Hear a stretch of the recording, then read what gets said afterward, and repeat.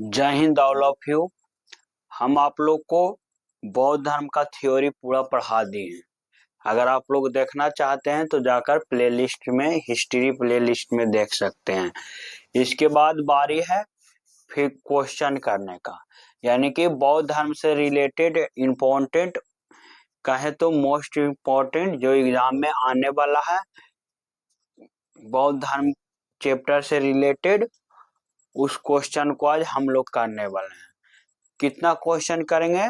50 question करेंगे, यानी कि 50 क्वेश्चन करेंगे बौद्ध धर्म से मोस्ट इम्पोर्टेंट। तो चलिए देखते हैं क्वेश्चन नंबर 1।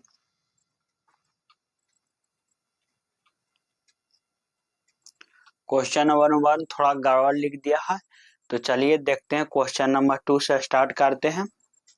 क्वेश्चन नंबर 2 कह रहा है, भारतीय इतिहास के संदर्भ में निम्नलिखित में कौन सा भावी बुद्ध है जो संसार का रक्षा हेतु अवतरित होंगे? क्या कह रहा है क्वेश्चन? क्वेश्चन कर रहा है, भारतीय इतिहास के संदर्भ में निम्नलिखित में से कौन भावी बुद्ध है, यानी कि आने वाला बुद्ध है जो संसार का रक्षा हेतु अवतरित होंगे, यानी कि फिर से अवतार लेंगे। तो कौन है? मैत्रेय, यानी कि 2 का ऑप्शन नंबर क्या हो जाएगा? सी हो जाएगा। चलिए देखते हैं क्वेश्चन नंबर 3। क्वेश्चन नंबर 3 कह रहा है, गौतम बुद्ध का जन्म कब हुआ था? तो गौतम बुद्ध का जन्म कब हुआ था? 563 ईसा पूर्व में। कितने ईस्वी में हुआ था? ईसा पूर्व में हुआ था 563 ईसा पूर्व में। कहाँ हुआ था? नेपाल के लुम्बिनी कपिल वास्तु में हुआ था। चलिए देखते हैं क्वेश्चन नंबर 4। बुद्ध के जीवन की किस घटना को महाभिनिष्क्रमण के रूप में जाना जाता है? क्वेश्चन पर ध्यान दीजिएगा आप लोग। कह रहा है, बुद्ध के जीवन की किस घटना को महाभिनिष्क्रमण के रूप में जाना जाता है? तो किसे जाना जाता है? उनका गृह त्याग को, यानी कि जब महात्मा बुद्ध गृह त्याग किए थे, घर से अपने घर से निकाले थे साधु यानी कि योग धारण करने के लिए, तो उसको गृह त्याग को क्या कहा जाता है? महाभिनिष्क्रमण कहा जाता है। अगर यहाँ से क्वेश्चन पूछ दे कि महात्मा बुद्ध कितने वर्ष की उम्र में, यानी कि उनका कितना आयु था तो वो घर त्याग गए थे, तो कितना वर्ष की अवस्था में घर त्याग थे? 29 वर्ष की अवस्था में घर त्याग गए थे।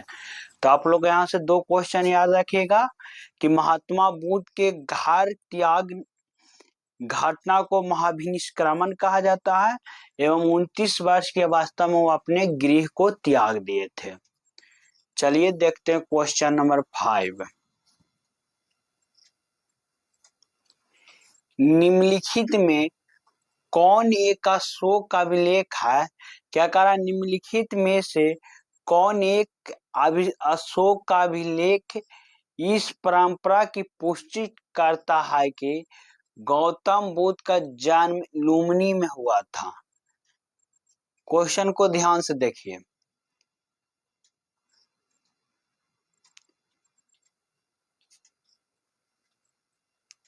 क्वेश्चन का रहा, निम्नलिखित में कौन एक अशोक का अभिलेख इस परंपरा की पुष्टि करता है कि गौतम बुद्ध का जन्म लुम्बिनी में हुआ था? तो कौन सा अभिलेख करता है? रुमदेय स्तंभ अभिलेख। रुमिनदेय स्तंभ अभिलेख है जो ये पुष्टि करता है कि महात्मा बुद्ध का जन्म कहाँ हुआ था? लुम्बिनी में हुआ था।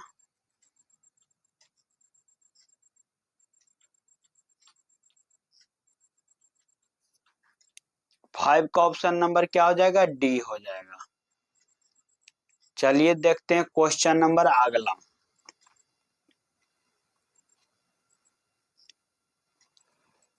गौतम बुद्ध द्वारा अपने धर्म में दीक्षित किए जाने वाला अंतिम व्यक्ति निम्नलिखित में कौन था?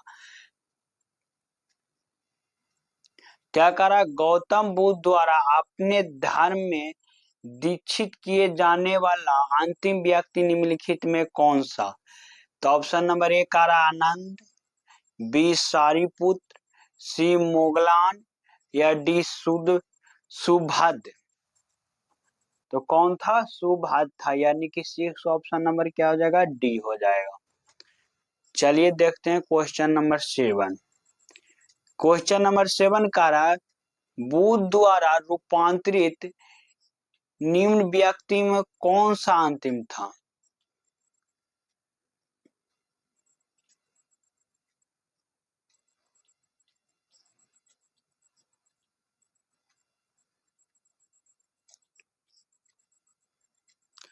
बुद्ध द्वारा रूपांतरित निम्न व्यक्ति में कौन सा अंतिम था? तो कौन सा था? सुभद्र, यानी कि 7 का ऑप्शन नंबर क्या हो जाएगा? डी हो जाएगा। कौन था? सुभद्र। चलिए देखते हैं क्वेश्चन नंबर 8। बुद्ध ने अपने जीवन की अंतिम वर्षा ऋतु कहाँ बिताई थी? क्या करा? बुद्ध ने अपने जीवन की अंतिम वर्षा ऋतु कहाँ बिताई थी? तो कहाँ बिताई थी?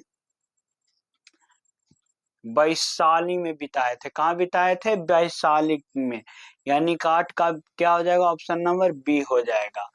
यानी कि मृत्यु के पहले जो वर्षा ऋतु आया था वो कहाँ बिताए थे? वैशाली में बिताए थे।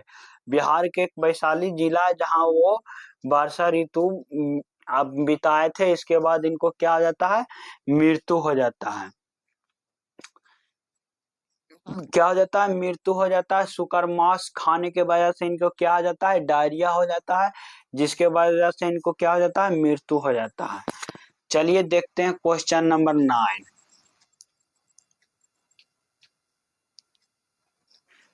निम्नलिखित में से कौन एक बौद्ध मत में निर्माण की अवधारणा श्रेष्ठ व्याख्या करता है? निम्नलिखित में कौन सा एक बौद्ध मत में निर्माण की अवधारणा की श्रेष्ठता व्याख्या करता है? तो चलिए इसके लिए ऑप्शन पढ़ना पड़ेगा।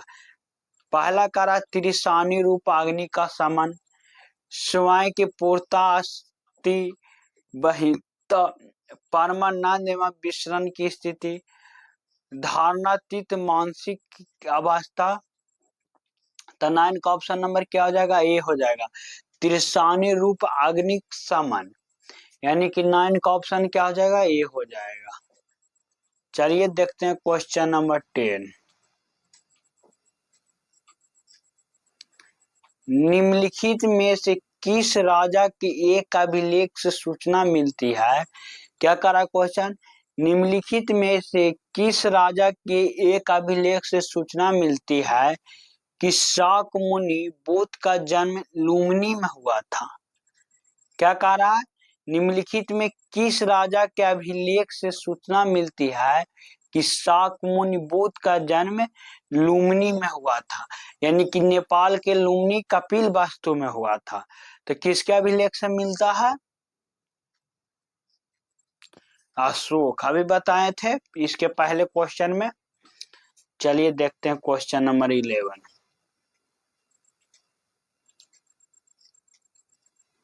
11 का आला रकलाम कौन थे?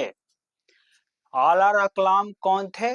तो वो महात्मा बुद्ध के गुरु थे, यानी कि प्रथम गुरु थे, जो सांख्य दर्शन का शिक्षा दिए थे। क्या दिए थे? सांख्य दर्शन का शिक्षा दिए थे। एवं मुनि भेष में, यानी कि कहें कि जो साधु अपनाए थे, भेष धारण किए थे, उसमें पहला गुरु कौन थे? आला कराम थे, जो किस चीज का दर्शन का शिक्षा दिए थे? सांख्य दर्शन का शिक्षा दिए थे। तो क्वेश्चन अगर देखा जाए तो कह रहा है आला कराम कौन थे? तो आला रकलाम कौन थे? पहला ऑप्शन कह रहा है बुद्ध के एक शिष्य, बुद्धकालीन एक शासक, एक प्रतिष्ठित बौद्ध भिक्षु, या बुद्ध के एक गुरु। तो कौन थे? बुद्ध के एक गुरु थे, यानी कि ऑप्शन नंबर क्या हो जाएगा? डी हो जाएगा। चलिए देखते हैं क्वेश्चन नंबर नेक्स्ट। निम्नलिखित में से किस राजवंश के अभिलेख से इस परंपरा का समर्थन होता है कि लुम्बिनी शाक्यमुनि बुद्ध का जन्म स्थान था? निम्नलिखित में से किस राजवंश के अभिलेख से इस परंपरा का समर्थन होता है कि लुम्बिनी शाक्यमुनि बुद्ध का जन्म स्थान था? तो किससे होता है? मौर्य से। यानी कि 12 का ऑप्शन नंबर क्या हो जाएगा? ए हो जाएगा। चलिए देखते हैं क्वेश्चन नंबर 13।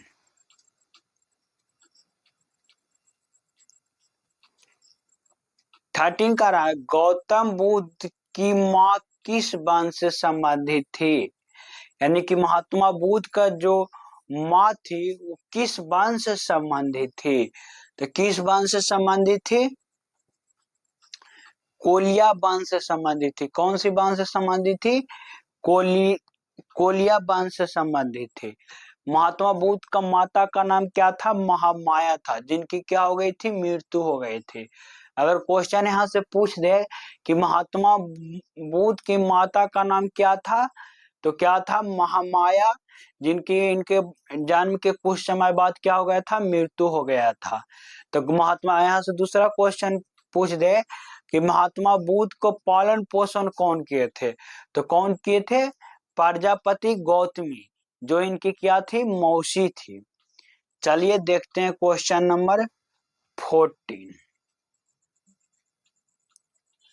14 का रहा, महात्मा बुद्ध का महापरिनिर्वाण कहाँ हुआ? क्या कह रहा है क्वेश्चन? महात्मा बुद्ध का महापरिनिर्वाण कहाँ हुआ?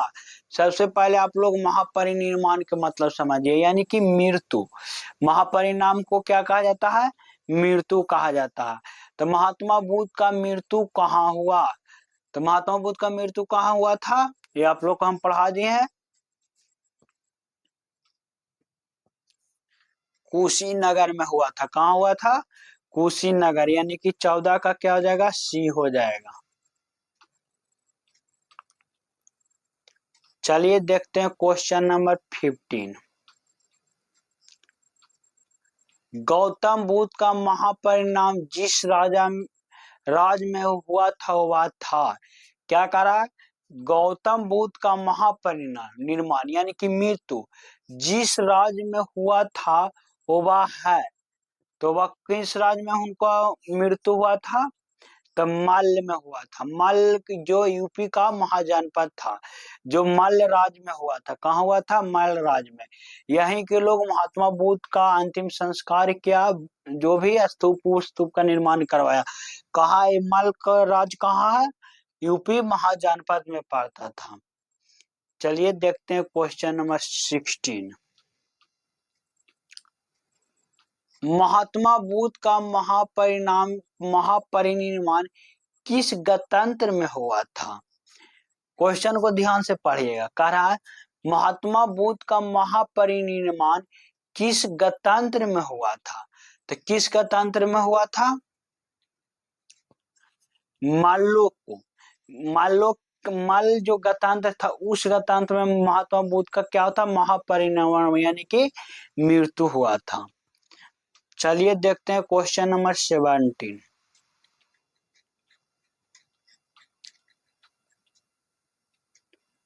महापरिनिर्वाण मंदिर अवस्थित है, यानी कि महापरिनिर्वाण मंदिर कहाँ अवस्थित है या कहाँ स्थित है? कुशीनगर में। कहाँ स्थित है? कुशीनगर में। अगर यहाँ से क्वेश्चन पूछ दे कि महात्मा बुद्ध का महापरिनिर्वाण कहाँ हुआ था, तो कुशीनगर में हुआ था। अगर यहाँ से क्वेश्चन और पूछ दे कि महात्मा बुद्ध मृत्यु के पहले वर्षा ऋतु कहाँ बिताए थे, तो कहाँ बिताए थे? वैशाली, यानी कि वैशाली में बिताए थे। चलिए देखते हैं क्वेश्चन नंबर 18। निम्न में कौन सा नाम बुद्ध का दूसरा नाम है? निम्न में कौन सा नाम बुद्ध का दूसरा नाम है? तो कौन सा नाम है जो महात्मा बुद्ध का दूसरा नाम है? ऑप्शन ए कह रहा है पार्थ, दूसरा कह रहा है प्रच्छन्न, तीसरा मिहिर, चौथा क्या कह रहा है, गुड्डाकोस।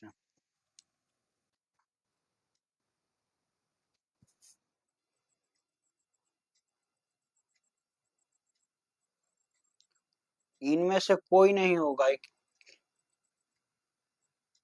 ऑप्शन एक नहीं दिया है। चलिए देखते हैं क्वेश्चन नंबर 19। महात्मा बुद्ध ने अपने पहला धर्म चक्र परिवर्तन किस स्थान पर दिया था।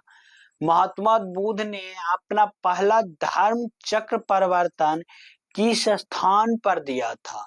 तो किस स्थान पर दिया था, सारनाथ में। यानी कि ऑप्शन 19 का क्या हो जाएगा, बी हो जाएगा। धर्म चक्र परिवर्तन के मतलब क्या हो जाता है, शिक्षा यानी कि उपदेश। महात्मा बुद्ध धर्म चक्र परिवर्तन पहला कहाँ दिया था, सारनाथ में दिए थे, अपने मित्रों को, यानी कि अपने सहपाठी कह लो, दोस्त कह लो, उनको दिए थे, जिसे क्या कहा गया, धर्म चक्र परिवर्तन कहा गया। एक यहाँ से टेक्निकल वर्ड याद करते चलिएगा। देखिए एक टेक्निकल वर्ड है महाभिनिष्क्रमण, जो क्या कहलाया, गृह त्याग कहलाया। दूसरा क्या है, महापरिनिर्वाण। महापरिनिर्वाण मतलब क्या हुआ, महात्मा बुद्ध का मृत्यु। तीसरा हुआ कौन सा आया है, धर्म चक्र परिवर्तन। इसका मतलब क्या होता है, उपदेश होता है। तो आप लोग कंफ्यूज नहीं होइएगा। अगर यहाँ पूछ दे क्वेश्चन कि महात्मा बुद्ध ने पहला उपदेश किस स्थान पर दिया था, तो किस स्थान पर दिया था, सारनाथ में दिया था। यानी कुना इसका क्या हो जाएगा, बी हो जाएगा। चलिए देखते हैं 20 नंबर क्वेश्चन, यानी कि 20 क्वेश्चन। बुद्ध का जन्म हुआ था, ऑप्शन ए कह रहा वैशाली, लुम्बिनी, कपिलवस्तु, पाटलिपुत्रा। महात्मा बुद्ध का जन्म हुआ था, तो महात्मा बुद्ध का जन्म कहाँ हुआ था, लुम्बिनी में हुआ था। यानी कि ऑप्शन नंबर क्या हो जाएगा, बी हो जाएगा। यहाँ देखिए कपिल वस्तु भी देल है, लेकिन लुम्बिनी भी देल है। तो नेपाल के लुम्बिनी में हुआ था, जो कपिल वस्तु स्थान था। तो ऑप्शन क्या हो जाएगा, बी हो जाएगा, यानी कि लुम्बिनी जो था, जो परफेक्ट आंसर था। चलिए देखते हैं क्वेश्चन नंबर 21। 21 गायब कर लिया है, ससुराल लोग कैसे बनाता है तू लोग क्वेश्चन ये। चलिए देखते हैं क्वेश्चन 22। बुद्ध ने अपना पहला उपदेश कहाँ दिया था। तो बुद्ध ने अपना पहला उपदेश कहाँ दिया था, सारनाथ में दिया था। कहाँ दिया था, सारनाथ में। यानी कि 22 का क्या हो जाएगा, बी हो जाएगा। अभी हम आप लोग को बताएं, इसके पहले क्वेश्चन में बताए थे कि महात्मा बुद्ध ने पहला उपदेश कहाँ दिया था, तो कहाँ दिया था, सारनाथ में दिया था। जी किससे क्या कहा गया, धर्म चक्र, महाधर्म चक्र प्रवर्तक कहा गया। चलिए देखते हैं क्वेश्चन नंबर 23। सारनाथ में अपना प्रथम प्रवचन किसने दिया था। तो किसने दिया था, आप लोग मन में सोच लीजिए, किसने दिया था, महात्मा बुद्ध ने। यानी कि क्वेश्चन को कितना घुमाने, एक ही प्रश्न को बार बार रिपीटेशन अलग अलग तरीका से पूछने का प्रयास कर रहा है। तो हम लोग को तो घबराना नहीं है, क्योंकि हम लोग पूरा थ्योरी पढ़ चुके हैं। ए से एकदम जेड तक पढ़ लिए, A to Z पूरा एकदम एकदम अपना लैंग्वेज में पढ़े हैं। अगर आप लोग देखना चाहते हैं तो जाकर देख सकते हैं हिस्ट्री प्ले लिस्ट में।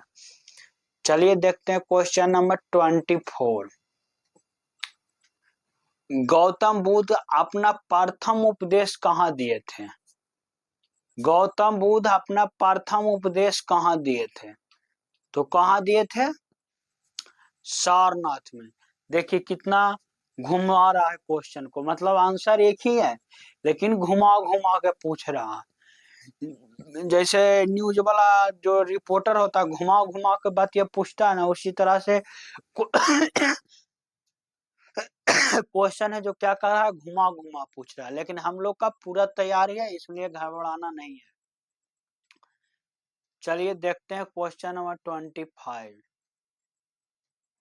बुद्ध ने सर्वाधिक उपदेश दिए थे, क्या कह रहा है, बुद्ध ने सर्वाधिक उपदेश दिए थे। तो कहाँ दिए थे सर्वाधिक उपदेश, शराब बास्ती में दिए थे। सर्वाधिक उपदेश कहाँ दिए थे, शराब बास्ती में। तो ऑप्शन नंबर क्या हो जाएगा, बी हो जाएगा। चलिए देखते हैं क्वेश्चन नंबर 26।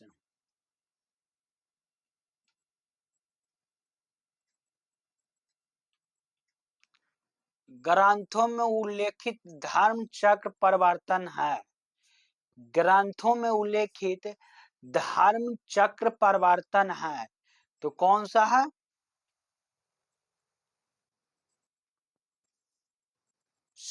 धर्म चक्र, ग्रंथों में उल्लेखित धर्म चक्र परिवर्तन है तो हमें अभी बताए ये कोई ऑप्शन नंबर ए होगा, बुद्ध दर्शन नहीं होगा। बी कह रहा है सारनाथ में दिया गया बुद्ध का प्रथम ज्ञान, ये राइट आंसर हो जाएगा। चलिए आगे भी देख लेते हैं। बुद्ध का धार्मिक आदर्श नहीं, बौद्ध का अनुष्ठान नहीं, तो अब ये आंसर क्या हो जाएगा, 26 का बी हो जाएगा। देखिए एक ही प्रश्न रिपीटेशन कर रहा है लेकिन घुमा घुमा दे रहा है। चलिए देखते हैं क्वेश्चन नंबर 27। बुद्ध कौशाम्बी किस राजकला में आए थे? बुद्ध कौशाम्बी किसके राजकाल में आए थे? कौशाम्बी यानी कि कौशाम्बी था किसके राजकाल में आए थे? तो किसके राजकाल में आए थे? उदयन। किसके शासन काल में आए थे? उदयन। यहाँ से क्वेश्चन पूछ रहा है कि बुद्ध कौशाम्बी किसके राजकाल में, किसके शासन काल में आए थे? तो किसके शासन काल में आए थे? उदयन के, यानी कि 27 का क्या हो जाएगा, बी हो जाएगा। चलिए देखते हैं 28। देखिए फिर घुमा के पूछा, धर्म चक्र परिवर्तन किया गया था। क्या कह रहा है, धर्म चक्र परिवर्तन किया गया था। तो कहाँ किया गया था धर्म चक्र परिवर्तन? सारनाथ में। कहा किया गया था? सारनाथ में, यानी कि ऑप्शन नंबर क्या हो जाएगा, सी हो जाएगा। यहाँ अगर क्वेश्चन वैशाली से पूछ दे कि महात्मा बुद्ध के द्वारा अंतिम वर्षा ऋतु कहाँ बिताया गया था, तो कहाँ बिताया गया था अंतिम वर्षा ऋतु? वैशाली में। और देख लेते हैं एक ऑप्शन, सांची में सांची स्तूप बनाए थे, श्रावस्ती में सर्वाधिक क्या दिए थे? देखिए सर्वाधिक श्रावस्ती रिलेट करके याद करिएगा, सर्वाधिक यानी कि श्रावस्ती, यानी श्रावस्ती में क्या दिए थे? सर्वाधिक उपदेश दिए थे। चलिए देखते हैं क्वेश्चन नंबर 29। बुद्ध के मृत्यु के पश्चात बौद्ध संगीति की अध्यक्षता की गई। क्या कह रहा है क्वेश्चन, बुद्ध के मृत्यु या के पश्चात बौद्ध संगीति की अध्यक्षता की गई। महाकाश्यप के द्वारा, धर्मसेन के द्वारा, अजात शत्रु के द्वारा या नागसेन के द्वारा? तो किसके द्वारा किया गया था? ये आप लोग को पता ही होगा किसके द्वारा किया गया था। महाकाश्यप के द्वारा। किसके द्वारा किया गया था? महाकाश्यप के द्वारा, यानी कि 29 का ये हो जाएगा। अगर राजा पूछे तो क्या हो जाएगा कि प्रथम बौद्ध संगीति जो हुआ था कितना में हुआ था? 483 बीसी में हुआ था। अगर यहाँ से क्वेश्चन पूछ दे कि महात्मा बुद्ध का प्रथम बौद्ध संगीति कहाँ हुआ था, तो कहाँ हुआ, कब हुआ था? तो 483 बीसी में हुआ था। उस समय का राजा कौन था? तो अजात शत्रु था। अध्यक्ष कौन था? महाकाश्यप। चलिए देखते हैं क्वेश्चन नंबर 30 क्वेश्चन। देखिए क्वेश्चन आ गया, प्रथम बौद्ध परिषद का संचालन निम्नलिखित में से किसने किया? क्या कह रहा है, प्रथम बौद्ध परिषद का संचालन निम्नलिखित में से किस एक ने किया? पहला कह रहा है आनंद, बी कह रहा महाकाश्यप, मुगलीपुत्र या उपाली। तो किसने किया था? आप लोग मन में थोड़ा सोचिए। महाकाश्यप, यह भी हम आप लोग को पढ़ाएं। चलिए देखते हैं क्वेश्चन नंबर 31। निम्नलिखित में से कौन बुद्ध के जीवन काल में संघ प्रमुख होना चाहता था? निम्नलिखित में से कौन बुद्ध के जीवन काल में संघ का प्रमुख होना चाहता था? तो कौन होना चाहता था? देवदत्त, यानी कि 31 का क्या हो जाएगा? ए हो जाएगा। यानी कि महात्मा बुद्ध चाहते थे क्या कि हम जिंदा रहते वही बौद्ध संघ जो है उसका क्या करें, नेतृत्वकर्ता घोषित कर दे। यानी कि हमारा मृत्यु के बाद अगर बौद्ध संघ के लोगों को अगर कोई दिक्कत होता है तो किससे आकर बताएगा, कोई तो प्रमुख होना चाहिए। जैसे किसी भी राज्य का क्या हो, कोई मुख्यमंत्री होता है, यानी कि हेड होता है।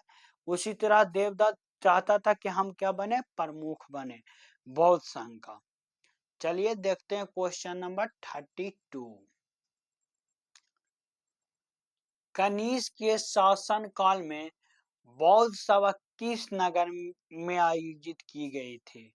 क्या करा, कनिष्क के शासन काल में बौद्ध सभा किस नगर में आयोजित किया गया था?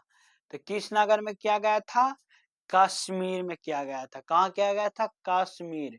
यानी कि पूछे तो कहाँ, कश्मीर। कश्मीर में कहाँ किया गया था? कुंडल वन में किया गया था। कहाँ किया गया था? कुंडल वन में। चलिए देखते हैं क्वेश्चन नंबर 33।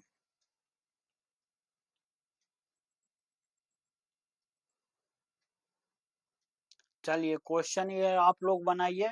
कारा गौतम बुद्ध के द्वारा निम्न में से कौन क्या सत्य है? गौतम बुद्ध के बारे में निम्न में से क्या सत्य है?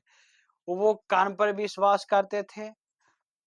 ऑप्शन बी कर आत्मा के शरीर में परिवर्तन मानते थे। निर्माण प्राप्ति में विश्वास करते थे। ईश्वर की सत्ता में विश्वास करते थे। तो चौथा तो गलती है।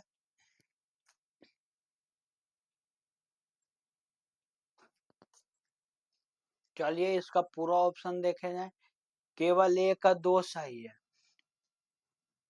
वो कर्म में विश्वास करते थे, आत्मा के शरीर के परिवर्तन में, निर्माण के प्रभावती में विश्वास करते थे। यानी कि 33 का क्या हो जाएगा? ये हो जाएगा। चलिए देखते हैं क्वेश्चन नंबर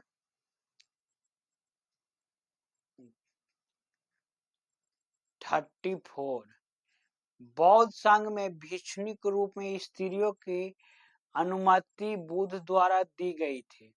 क्या कह रहा है कि बौद्ध संघ में भिक्षुणी यानी कि स्त्री के रूप में प्रवेश की अनुमति बुद्ध द्वारा दी गई थी। कहाँ दी गई थी? वैशाली में दी गई थी। कहाँ दी गई थी? वैशाली। यानी कि वैशाली को शाली से याद रख लेना है। अब भिक्षुणी यानी कि औरत, यानी कि स्त्री। शाली क्या होगी? स्त्री होगी।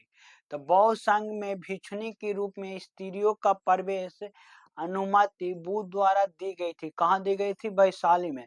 अगर यहाँ से क्वेश्चन पूछ दे कि महात्मा बुद्ध के द्वारा किसके कहने पर, क्या कह रहा क्वेश्चन, किसके कहने पर स्त्रियों को बौद्ध संघ में प्रवेश मिला, यानी कि संघ में सम्मिलित होने का अनुमति मिला, तो किसके कहने पर? आनंद के कहने पर। यहाँ से क्वेश्चन और बन सकता है कि महात्मा बुद्ध का सबसे प्रिय शिष्य कौन था? तो सबसे प्रिय शिष्य कौन था? आनंद था। चलिए देखते हैं क्वेश्चन नंबर 35।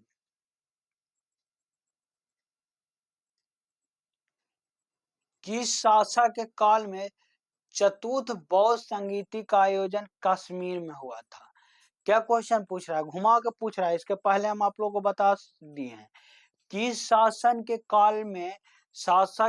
काल में चतुर्थ बौद्ध संगीति का आयोजन कश्मीर में हुआ था? किसके शासन काल में हुआ था? कनिष्क के शासन काल में हुआ था। कहाँ हुआ था? कश्मीर के कुंडल वन में हुआ था। इसका अध्यक्षता कौन कर रहे थे?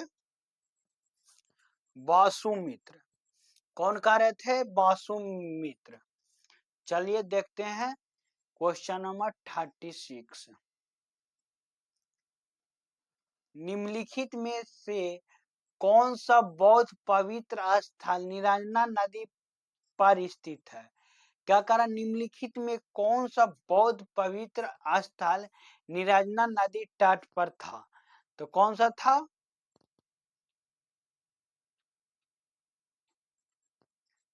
बोध गया। कौन सा था? बोध गया। यानी कि यहाँ से क्वेश्चन सीधा पूछ सकता कि निरंजना नदी कहाँ स्थित था? तो बोध गया में स्थित था। यानी कि बोध गया का पहले नाम गया था, लेकिन महात्मा बुद्ध के ज्ञान के प्राप्ति के बाद उसे क्या कहा गया? बोध गया कहा गया। यहाँ से क्वेश्चन एक और बन सकता है कि महात्मा बुद्ध को किस नदी के तट पर ज्ञान की प्राप्ति हुई थी? तो किस नदी के तट पर हुआ था? निरंजना नदी के तट पर हुआ था, जिसे हम लोग फाल्गुन नदी के नाम से भी जानते हैं। हम लोग दने आए थे तो इसे क्या कहते हैं? लोकाइन कहते हैं, लोकाइन नदी। चलिए देखते हैं 37 क्वेश्चन नंबर।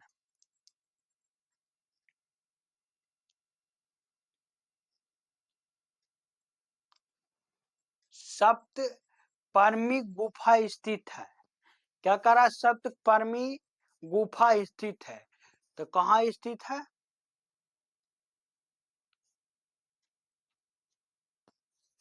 राजगिरी में स्थित है।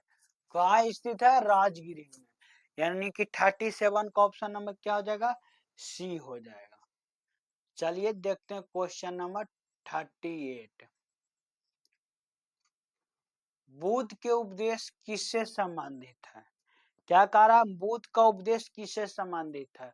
ऑप्शन ए कह रहा है आत्मा संबंधित विवाद, ब्रह्मचर्य, धार्मिक कर्म कांड, आचरण की शुद्धता व पवित्रता। यानी कि बुद्ध का उपदेश किससे संबंधित है? किससे संबंधित है? आचरण की शुद्धता व पवित्रता। यानी कि अर्थ इसका क्या हो जाएगा? डी हो जाएगा। चलिए देखते हैं क्वेश्चन नंबर 39।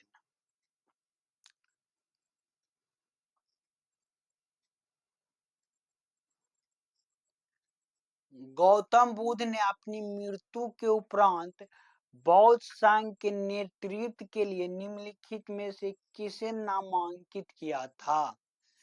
बौद्ध गौतम बुद्ध ने अपनी मृत्यु के उपरांत बौद्ध संघ के नेतृत्व के लिए निम्नलिखित में से किसे नामांकित किया था? तो किसे नामांकित किया था? उपयुक्त में कोई नहीं। किसे नामांकित किया था? ऑप्शन नहीं है, लेकिन किसे नामांकित किया था? देवदत्त को किया था। किसके? किसे? देवदत्त को। चलिए देखते हैं क्वेश्चन नंबर 40। अष्टांगिक मार्ग की संकलन अंग है। क्या कह रहा है? अष्टांगिक मार्ग का संकलन अंग है। दीपासन की विषय वस्तु का, दिव्य वदान की विषय वस्तु, महापरिनिर्माण का विषय वस्तु, या धर्म चक्र परिवर्तन सूत्र की विषय वस्तु। तो किसका है? धर्म चक्र परिवर्तन सूत्र की विषय वस्तु। यानी कि 40 का ऑप्शन नंबर कौन सा हो जाएगा? डी हो जाएगा। चला तनी देखा तनी तो 41 देखा गया लोगन। अब 41 का कह रहा है, देखते हैं जो भी कह रहा होगा। बौद्ध धर्म की शाखा औपचारिक रूप से किसके शासन काल में प्रकट हुई? बौद्ध धर्म की शाखा औपचारिक रूप से किसके शासन में प्रकट हुई? तो किसके शासन काल में प्रकट हुई?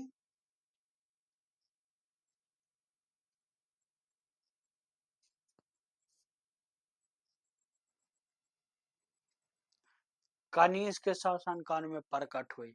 यानी कि इसका ऑप्शन नंबर क्या हो जाएगा? डी हो जाएगा।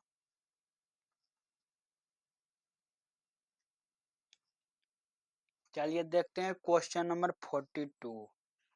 कश्मीर में कनिष्क के शासन में जो बौद्ध संगीति आयोजित हुई थी, उसकी अध्यक्षता निम्नलिखित में किसने की थी? तो किसने की थी? ये अभी हम आप लोग को पढ़ा दिए थे। वसु मित्र ने किया था। किसने किया था? वसु मित्र में। अगर उपाध्याय पूछे तो कौन था? अश्व घोष था। चलिए देखते हैं क्वेश्चन नंबर 43।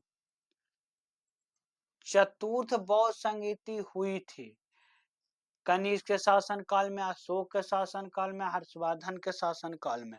तो किसके शासन काल में होती चतुर्थ बौद्ध संगीति? कनिष्क के शासन काल में। यानी कि ऑप्शन नंबर क्या हो जाएगा? ए हो जाएगा। चलिए देखते हैं 45। द्वितीय बौद्ध समिति का आयोजन कहाँ हुआ था? द्वितीय बौद्ध समिति का आयोजन कहाँ हुआ था? तो द्वितीय बौद्ध समिति का आयोजन कहाँ हुआ था? वैशाली में हुआ था, यानी कि क्या हो जाएगा 45 का बी हो जाएगा।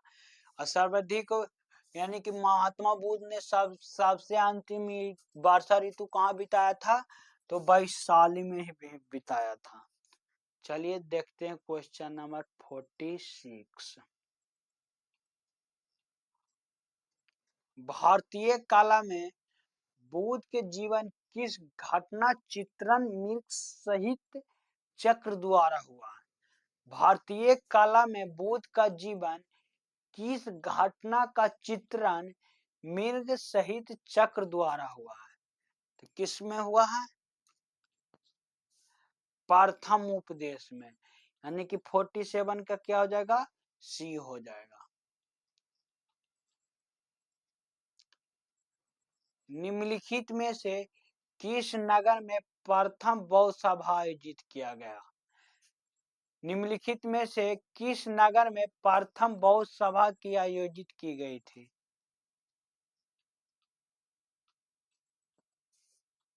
ऑप्शन नहीं है, लगता है नहीं है। राजगीर में, यानी कि क्या हो जाएगा? सी हो जाएगा।